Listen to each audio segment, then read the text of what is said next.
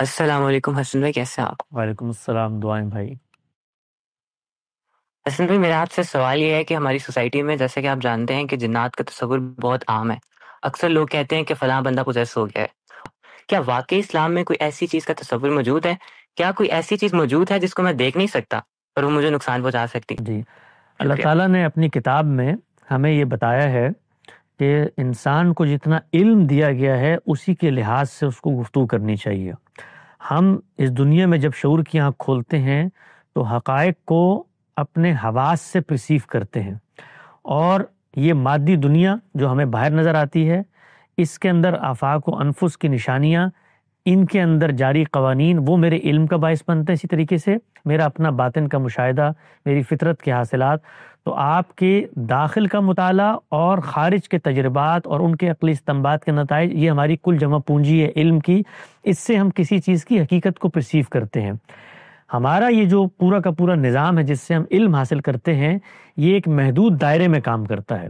یعنی اس میں ایسا بھی نہیں ہو سکتا کہ ہم دن کی روشنی میں ایک حد سے آگے دیکھ سکیں، حالانکہ وہی دن کی روشنی جب چھٹ جاتی ہے تو رات کو ہمیں تارے نظر آنے لگ جاتے ہیں۔ تو ہمارے حواس محدود ہیں، ان سے حاصل ہونے والا علم محدود ہے۔ چنانچہ دین ہمیں یہ ہدایت کرتا ہے کہ جو تمہیں علم ملے اس کے بارے میں دعویٰ کرو، اور جس چیز کے بارے میں تمہیں علم نہیں ہے تو اس کے بارے میں اپنے خیالات کے گھوڑے دوڑانے سے باز رہو۔ اس کا نتیجہ یہ نکلتا ہے کہ انسان پھر وہ قیاسات کرنے لگ جاتا ہے جس کی بنیاد کوئی نہیں ہوتی، اور اس کا علم اس کو نہیں دیا گیا ہوتا، اور وہ ان ماورائی حقائق کے اوپر گفتگو کرتا ہے جس کو کسی درجے میں وہ اپنی عقل کے ذریعے، تجربے کے ذریعے، مشاہدے کے ذریعے ثابت ہی نہیں کر سکتا۔ تو ہم جب اس علم و استدلال سے اللہ کے پیغمبر، اس کی شریعت، اس کی کتاب کو مان لیتے ہیں تو کچھ حقائق ہیں جن سے وہ ہمیں متعارف کرواتا ہے۔ انہی میں سے ایک حقیقت جنات کی حقیقت ہے۔ انسانوں کو ان کے بارے میں کچھ نہیں پتا تھا، یہ اللہ کی کتاب ہے جنہوں نے بتایا کہ تمہارے علاوہ بھی ایک مخلوق ہے جس کے ساتھ یہاں پر میں معاملات کر رہا ہوں، کیسے کر رہا ہوں، اس مخلوق کی نوعیت کیا ہے، وہ کس چیز سے بنی ہے، حقیقت کیا ہے، ان میں سے کوئی بھی چیز ہم نہیں جانتے۔ یہ چیز البتہ ہم جانتے ہیں کہ وہ دنیا میں ہیں، ان کے ہاں بھی ہدایت کا اسی طرح سے سلسلہ جاری ہے، اور ان کے معاملات بھی اللہ تعالیٰ براہ راست دیکھ رہے ہیں، اور آخرت کے انداب اور جزا و سزا کا معاملہ کیا جائے گا۔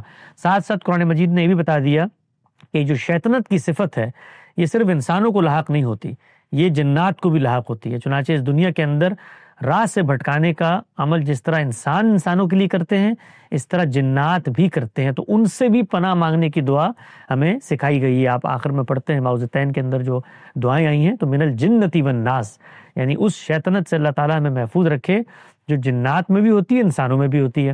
اب جنات کس طریقے سے اپنی شیطنت کا اظہار کرتے ہیں، وہ انسانوں کا روپ دھار کے آتے ہیں، وہ کوئی اس طرح کا وسوسہ دل میں ڈال دیتے ہیں، اس کی حقیقت سے ہم واقف نہیں ہیں۔ جب ہم حقیقت سے واقف نہیں ہیں تو بس ہمیں اتنی بات کرنی چاہیے کہ ان کا وجود برحق ہے، قرآن مجید نے بتا دیا ہے، اور یہ دنیا کے اندر تصرفات میں بھی معمور ہیں، مشغول ہیں، اور ان کے اندر بھی صالح بھی ہیں، بد لوگ بھی جیسے انسانوں میں ہوتے ہیں۔ چنانچہ ہم نے اپنے ارادے اور اختیار سے اپنا تحفظ کرنا۔